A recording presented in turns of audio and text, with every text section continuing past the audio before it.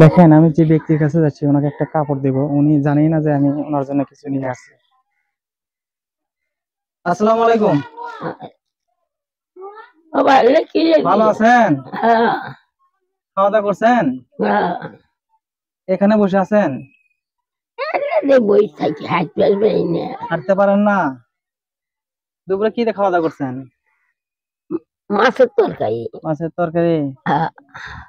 অসুস্থ হয়ে পড়ছেন এখন, না? ছেলে মেয়ে নাই? বুঝতে পারছি।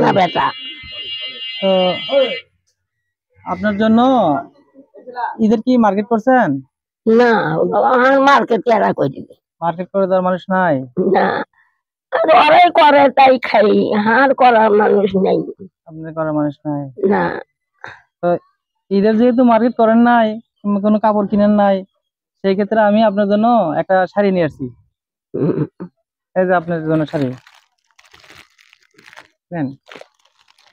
খুশি হয়েছেন কি? হ্যাঁ, খুশি হয়েছেন কি? আপনি কি জানেন হঠাৎ করে আসছি, আমাদের জন্য দোয়া করবেন। দোয়া করবো না বাবা, সকলে দিলেও দোয়া করি, না দিলেও দোয়া করি। না, এর মধ্যে আসলে আমরা আপনাদের মাঝে আসতেছি, এমন সবার জন্য দোয়া করবেন।